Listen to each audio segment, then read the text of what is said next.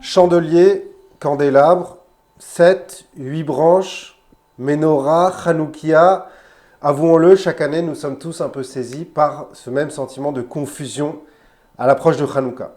Alors, avec David Onona, directeur de la Fondation Israël Archéologie, c'est pour nous l'occasion de faire le point sur cet objet qui, au cours des siècles, est devenu le symbole par excellence du peuple juif, État d'Israël compris. Bonjour David Onona. Bonjour.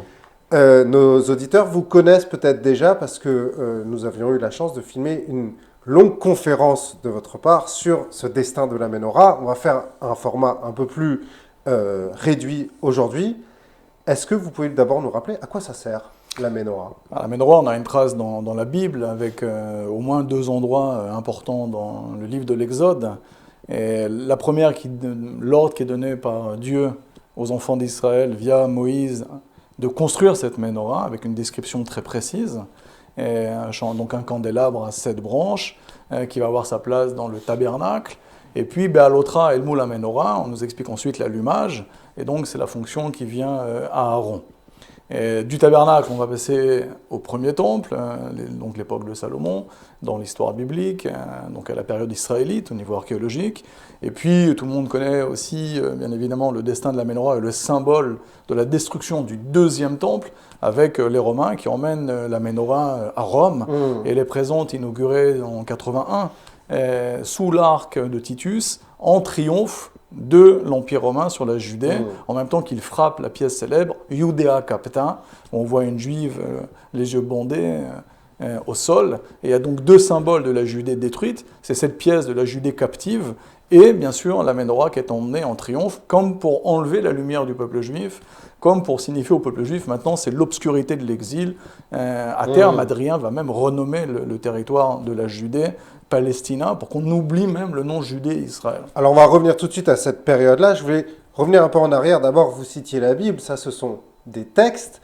Comment est-ce qu'on sait, vous êtes un scientifique, vous êtes un archéologue, comment est-ce qu'on peut savoir que la Menorah a réellement existé dans le premier temple, par exemple ? Il y a des traces de ça ? Non, on n'a pas aujourd'hui au niveau scientifique, les archéologues sont des gens qui sont sur les faits, sur ce qu'on trouve. Les historiens travaillent plus sur l'écrit, bien évidemment, sur les traditions. Et on sait par des textes que la Menorah, au moment de la destruction par les Babyloniens, aurait été emmenée en exil à Babylone. Des textes juifs ? Oui, bien sûr. Ouais. On parle d'une dizaine de Menorahs, donc il y avait 5 et 5, donc c'est pas une seule. Ah oui. En tout cas, il est certain que c'est pas du tout la Menorah qui était dans le deuxième temple.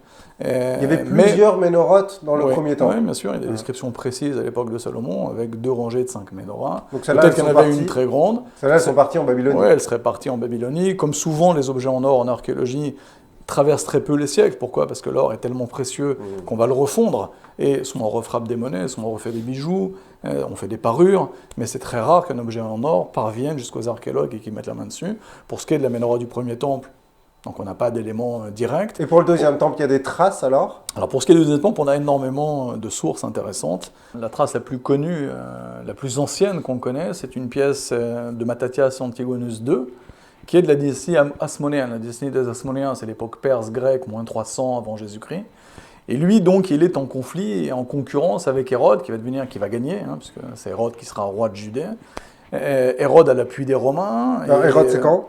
Alors, Hérode, on est moins 20, moins 30 avant Jésus-Christ, plus 4. C'est à peu près les dates d'Hérode.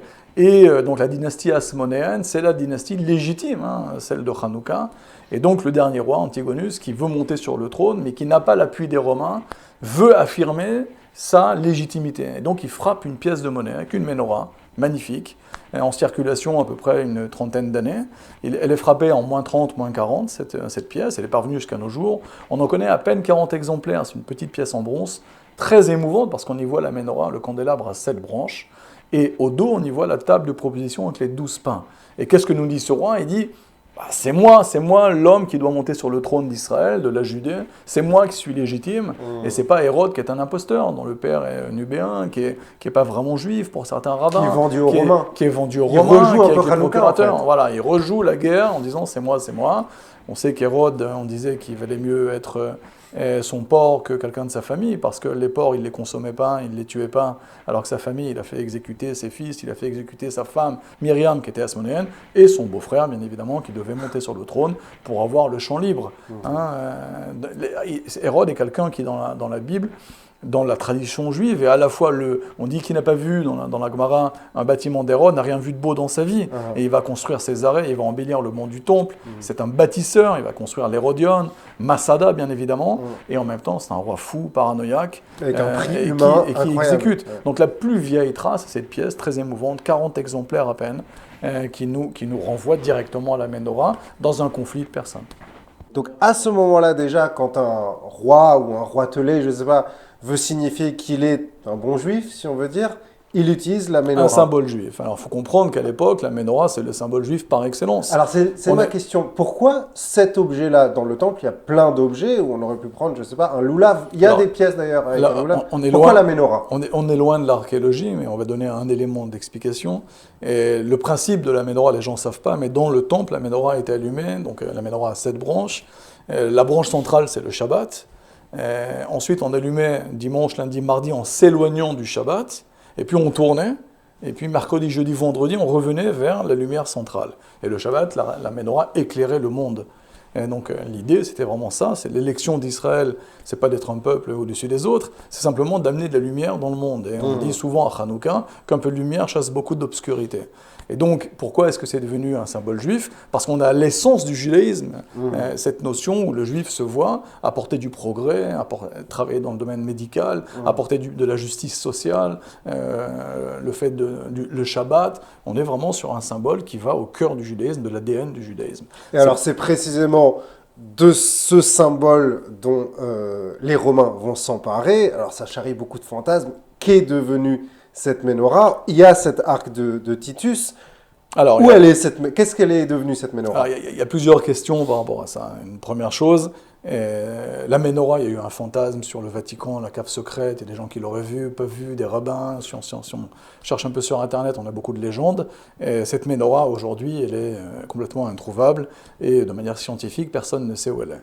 A priori, ils l'ont fondu, non? La logique ça aurait été que quand Rome est tombée, les Vandales sont rentrés à Rome, ils sont saisis de l'ensemble des biens, et si cette Ménorah, elle faisait plusieurs dizaines de kilos en or pur, il est bien évident qu'ils l'ont fondue, ils ne l'ont pas gardée intacte, elle n'avait pour eux fait des boucles d'oreilles. Des boucles d'oreilles, des bijoux, des parures. Voilà. En tous les cas, au jour d'aujourd'hui, le fantasme de Rome aurait caché la Ménorah, c'est quelque chose qui circule, mais c'est des sornettes. Ça n'a aucun fondement scientifique. Il y a une deuxième hypothèse, vous le savez, on a retrouvé un parchemin en Israël, un rouleau qui mentionne des trésors du temple qui seraient cachés dans des grottes de Judée. Donc il est possible, très bien, pendant le siège de Jérusalem, qui a duré quand même longtemps, cette guerre, cette révolte, la dernière révolte des Juifs contre les Romains, il est possible qu'elle ait été cachée. Certains pensent qu'elle aurait pu être cachée sous le temple, dans un endroit secret. Alors attendez, il y a quelque chose que je ne comprends pas bien là. Si la Ménorah est cachée dans une grotte ou sous le temple, ça veut dire que ce qu'on voit sur l'arc de Titus, dans cette hypothèse-là... Soit une reproduction, soit un pas la vraie Ménorah. Et les Juifs auraient caché, effectivement, parce que c'est un caractère sacré, avant que les Romains ne pénètrent vraiment dans la dernière muraille et ne prennent le temple et le brûlent.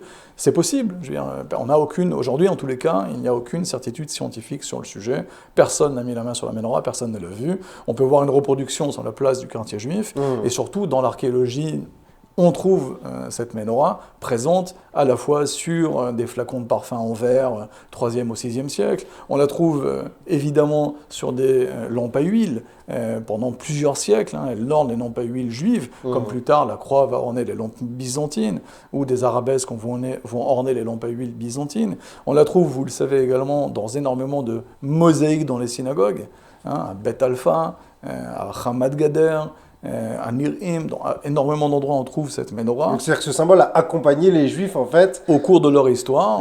Pendant des siècles, on a utilisé la Ménorah comme symbole. On a perdu l'objet, mais on a gardé le symbole. Bien évidemment, on s'en est emparé au niveau artistique, au niveau spirituel, comme un bijou également. Alors vous avez prononcé un mot important là, s'emparer.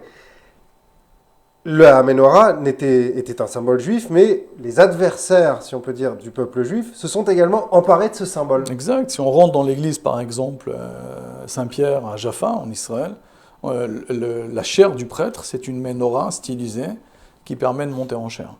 Donc, dans le Vérus Israël, dans le Israël véritable, quand l'Église devient le peuple d'Israël, elle va utiliser énormément la menorah. Dans beaucoup d'églises, on a une menorah. On a des vitraux avec le grand prêtre devant la menorah. Et la lumière, la nouvelle lumière du monde, le nouvel Israël, c'est le christianisme. Je parle bien sûr avant Vatican II. Et donc, on s'empare du symbole juif. Alors là, on comprend à peu près la logique, mais ce qui est encore plus surprenant, et ce que vous m'avez appris, c'est que même dans l'islam, ça a été récupéré. On a une pièce, 7e siècle, avec, alors c'est une pièce exceptionnelle, que nos auditeurs verront, j'imagine, pendant l'entretien. Elle est en bronze, et on a la shahada, la déclaration, la profession de foi en arabe sur la pièce, et on voit effectivement la menorah comme symbole. L'idée ici, pour nos amis musulmans, au début de l'islam, l'islam se veut dans la continuité des grandes religions du livre. Et bien évidemment du judaïsme. Il faut savoir qu'au début, beaucoup d'historiens l'expliquent, et on priait vers Jérusalem. Et les Arabes eux-mêmes dénommaient le mont du Temple le Temple de Salomon. Donc, cette pièce, elle n'est pas étonnante dans son contexte. C'est une façon de dire, maintenant c'est nous la nouvelle religion, Mahomet est le nouveau prophète, le dernier saut prophète. De la prophétie. Et donc, cette menorah était sur cette pièce musulmane écrite en arabe. Et on en connaît aussi très peu d'exemplaires, mais on la connaît bien. Et alors, c'est-à-dire que la mosquée d'Omar se veut un nouveau temple de Salomon. Alors, on sait très bien que c'est le 3e lieu de l'islam, les 2 lieux principaux étant à la Mecque et Médine, mais il y avait effectivement une volonté de se sourcer à l'origine, dans la lumière de la menorah, ce qui explique cette pièce, de dire aux Juifs, convertissez-vous, rejoignez la nouvelle foi. C'est un aboutissement, l'islam, et on sait que l'islam est très très prosélyte, bien évidemment, et cette pièce-là, il faut l'entendre comme ça. Dans ce contexte-là. Dans ce contexte-là. Alors, nous les Juifs, on aime bien ne pas être d'accord entre nous, et il se trouve qu'au sein même de la tradition juive, il y a des discussions, des désaccords entre les grands maîtres, les plus grands maîtres, sur la forme qu'avait cette menorah. Alors, il y a 2 choses que vous avez dit en introduction. On va parler de la forme, et puis 5 branches, 7 branches, 8 branches. Alors, si on fouille, par exemple, si on regarde les fouilles et les trouvailles à Katsrin, on va voir qu'on a des menorahs à 5 branches. On a des menorahs, donc pas 7. C'est étonnant.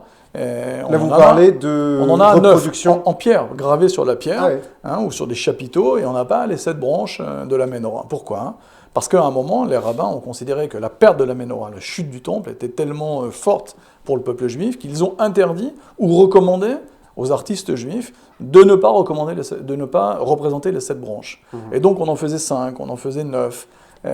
Façon d'incorporer l'exil. Oui, comme si on avait quelque part la volonté de dire il nous manque quelque chose, donc on va s'abstenir de faire cette branche.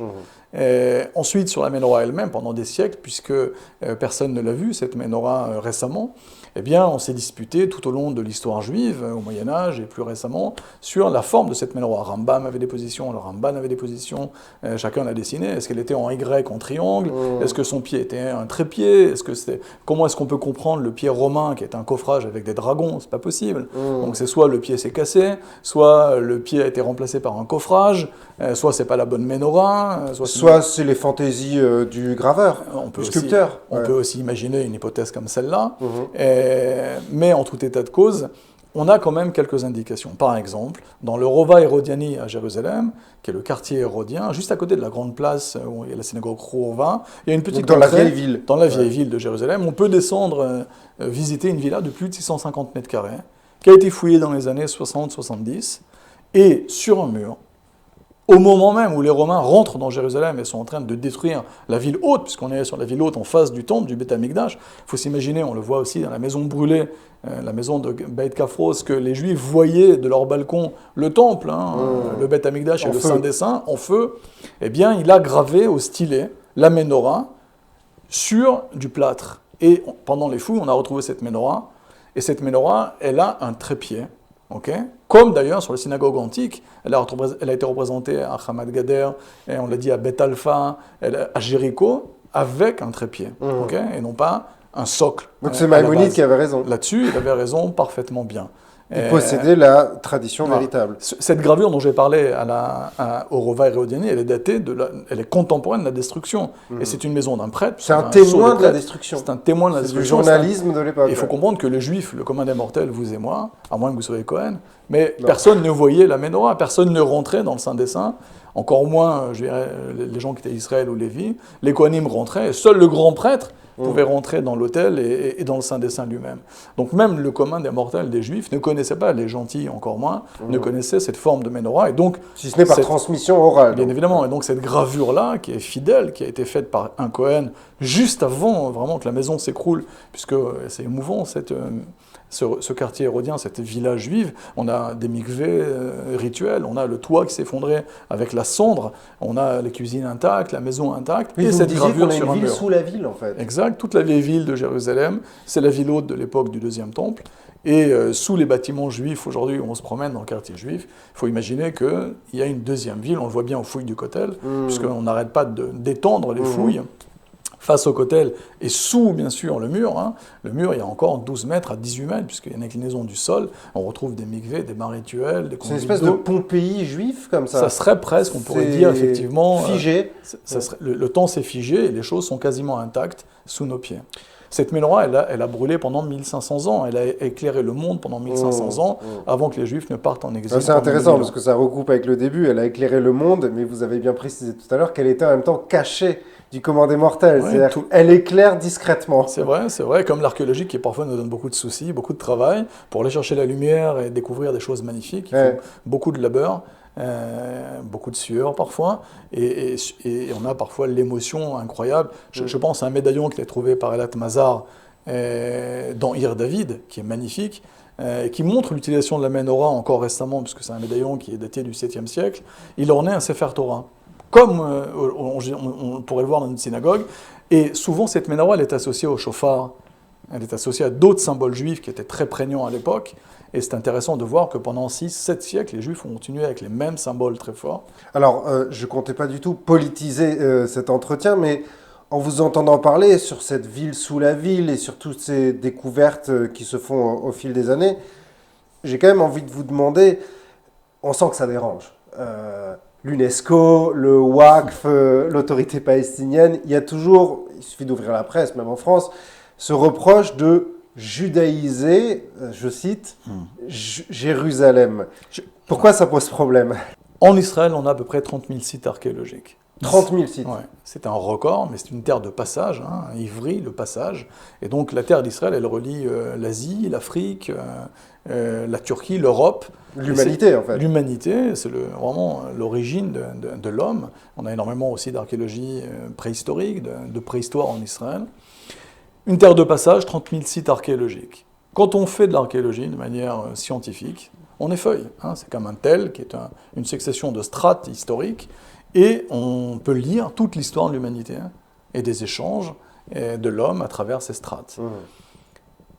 Personne ne peut mettre en cause le fait que l'islam a été présent de manière majeure, depuis la conquête arabe, la deuxième reconquête après la période croisée. Avant ça, on avait une période croisée.